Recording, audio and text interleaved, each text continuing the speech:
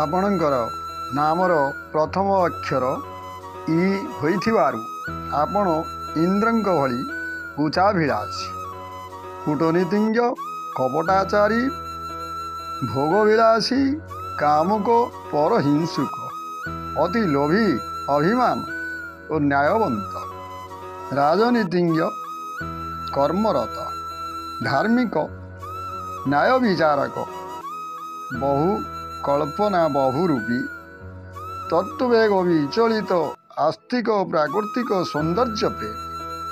ଆପଣଙ୍କର ବହୁରୂପକ ମୁଖା ପରିବର୍ତ୍ତନ କରିବାର କ୍ଷମତା ଅଛି। ଆପଣ କୃତିକା ନକ୍ଷତ୍ରର ଦ୍ୱିତୀୟ ପାଦ ବୃଷ ରାଶି। ଏହାର ଅଧିପତି ଶନି।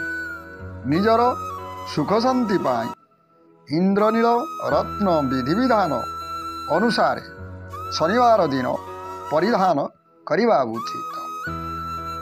ଏହା ଜ୍ୟୋତିଷ ଦ୍ୱାରା ଜନ୍ମ ଜାତକ ଦେଖାଇ ଭଲ ଭାବେ ବିଜ୍ଞ ଜ୍ୟୋତିଷଙ୍କଠାରୁ ଗ୍ରହଣ କରିବା ଦରକାର। ଅନ୍ଧ ଭାବେ ଏହା କରାଯାଇ ନପାରେ। ଜୟ ଗୁରୁବ୍ୟେ ନମଃ।